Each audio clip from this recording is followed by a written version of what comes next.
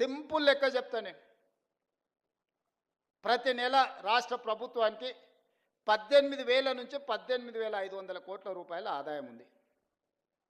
ప్రతి నెల రాష్ట్ర ప్రభుత్వానికి 18,000 నుంచి 18,500 కోట్ల రూపాయల ఆదాయం ఉంది. ఓ నెల 200 ఎక్కువ 200 తక్కువ, ఇది ప్రతి నెల ఆదాయం. 6,500 కోట్ల రూపాయలు ప్రభుత్వ ఉద్యోగస్తుల జీతభత్యాలు, పెన్షన్లు, అవుట్సోర్సింగ్, కాంట్రాక్ట్ ఏదన్నా అనుకోండి, మీకు ప్రతి నెల జీతభత్యాలు ఇవ్వడానికి 6,500 కోట్లు పోతున్నాయి. ఇంకొక 6,500 కోట్లు అయ్యగారు చేసిన అప్పులకు తప్పులకు ప్రతి నెల 10 తారీఖు లోపల కట్టాల్సి వస్తుంది. 7 లక్షల కోట్ల అప్పులు చేసిండు, కాళేశ్వరం లాంటి తప్పులు చేసిండు.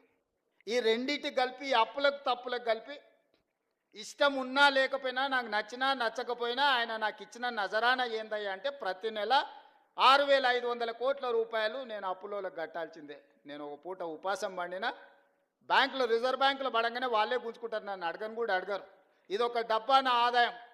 ఇందులో ప్రతి రూపాయి పడంగానే 1 తారీఖు నుంచి 10 తారీఖు లోపల ఈ అప్పులు ఇచ్చిన బ్యాంకులు, రిజర్వ్ బ్యాంకు నుంచి అటే తీసుకొని పోతారు. 6,500 అటు పోయినాయి.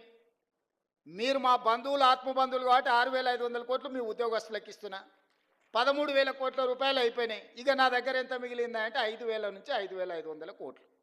ఇక నేను మిమ్మల్ని అడుగుతున్నా, ఈ 5,000 నుంచి 5,500 కోట్లల్లా షాదీ ముబారక్, కళ్యాణ లక్ష్మి, పెన్షను, రైతు రుణమాఫీ, రైతు భరోసా, ఇట్లా 25-30 ప్రభుత్వ సంక్షేమ పథకాలు ఉన్నాయి. ఇవి కాకుండా అర్ధాంతరంగా ఆగిపోయిన కాళేశ్వరం కట్టాలి, కూలిపోయిన శ్రీశైలం లెఫ్ట్ బ్యాంక్ కెనాల్ని కట్టాలి, పాలమూరు రంగారెడ్డి ఎత్తిపోతలు కట్టాలి, రీజనల్ రింగ్ రోడ్కు నిధులు ఇవ్వాలి. ఈ రాష్ట్రంలో ఏం అభివృద్ధి చేయాలన్నా కూడా ఇందులో నుంచే తీయాలి.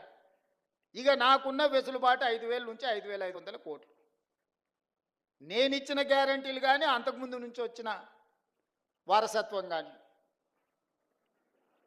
ఇవన్నీ కలిపితే నాకు ఇంకొక 18,000 కోట్లు కావాలి వాస్తవంగా.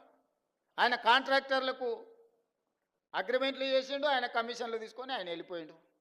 ఇవాళ వాళ్ళ పేమెంట్లు నేను వచ్చి కూర్చున్నప్పటికీ 42,000 పేమెంట్లు బకాయిలు పెట్టిపోయిండు ఈ కాంట్రాక్టర్లకి. ఇక విద్యుత్ శాఖ ఇవాటి మళ్ళీ పక్కన పెట్టాలి. అట్లా